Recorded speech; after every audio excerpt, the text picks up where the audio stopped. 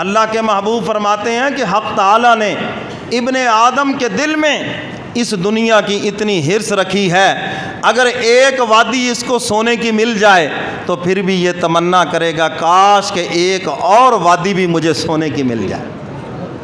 اور آج یہی حال ہے، ایک دکان ہے، کوشش ہوگی یہ ساتھ والی مل جائے، ہاں مکان ہے جی پیچھے والا بھی مل جائے۔ راتوں کو اٹھ کے فون کریں گے حضرت صاحب آپ تہجد کے لیے اٹھے ہوں گے، خصوصی طور پہ دعا فرمائیں ساتھ والی دکان بک رہی ہے میں ہی لے لوں،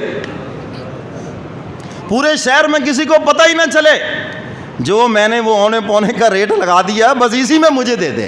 اتنی حرص ہے، بہت سو کو میں نے دیکھا ان کی اولاد بھی نہیں ہے اور پھر بھی اتنی حرص ہے، ٹکے ٹکے پہ مر رہے ہیں، حلال و حرام کی تمیز نہیں۔ او خدا کے بندو، اللہ نے کھانے پینے کا گزر بسر کا سامان دے دیا، اس پہ صبر کرو۔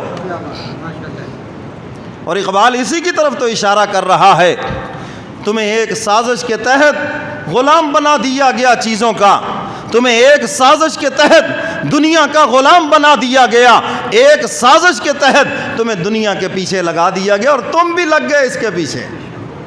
کیا گیا ہے غلامی میں مبتلا تجھ کو، تجھ سے ہو نہ سکی فقر کی نگہبانی۔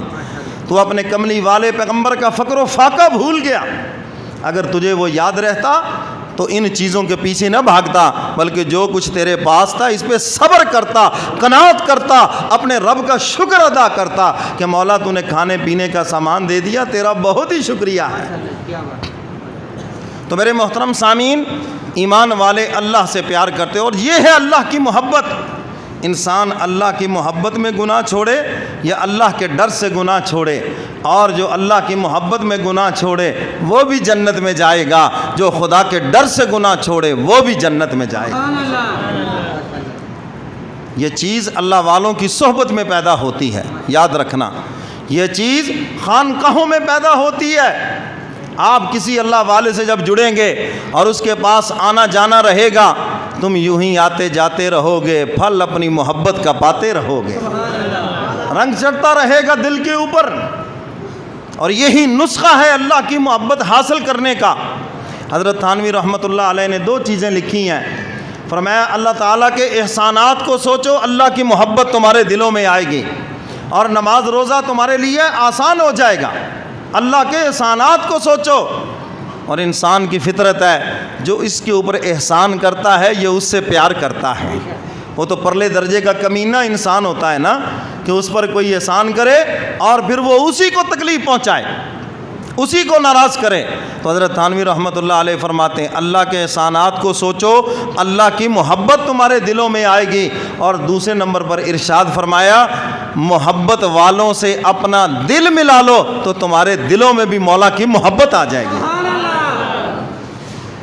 اما عائشہ سے حضور علیہ السلام نے ایسے تو نہیں فرمایا تھا عائشہ اگر میرے ساتھ جنت میں جانا ہے تو دنیا داروں کے ساتھ نہ بیٹھنا، ورنہ دنیا کی محبت دل میں آ جائے گی، یہ انسان کی فطرت ہے۔ آپ پیسے والوں کے پاس بیٹھیں گے نا، آپ کو اپنا کاروبار بھی حقیر لگے گا، آپ کو اپنی ملازمت بھی حقیر لگے گی، آپ کو اپنا چھوٹا بزنس بھی حقیر لگے گا۔ کیوں؟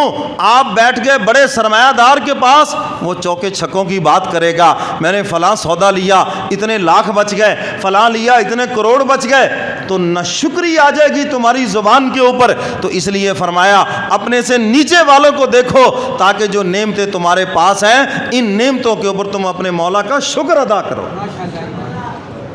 اگر اپنے سے اوپر والوں کو دیکھو گے تو نہ شکریہ آئے گی زبان، ہمارے اوپر کیا، ہمارے پاس کیا ہے جی، ہمارے پاس کیا ہے جی، کس چیز پہ شکر ادا کریں، دال روٹی تو ہے، اس پہ کیا شکر ادا کریں۔ تو میرے محترم سامعین، جب اپنے سے نیچے والوں کو دیکھو گے تو شکر کی توفیق ملے گی۔ شیخ سعدی رحمۃ اللہ علیہ فرماتے ہیں میرے پاس جوتا نہیں تھا، گرمیوں کا موسم تھا، تو میرے دل میں ایک شکایت سی آ گئی، یا اللہ تیرا مقبول بندہ ہوں اور مجھے جوتا بھی نہیں دیا اور اپنے نافرمانوں کو اتنے قیمتی جوتے دے دیے۔ کہتے ایک شکایت سی دل میں آئی، تھوڑا سا میں آگے چلا تو عجیب منظر دیکھا، ایک بندہ گھسڑتا ہوا آ رہا ہے جس کے سرے سے پاؤں ہی نہیں ہیں۔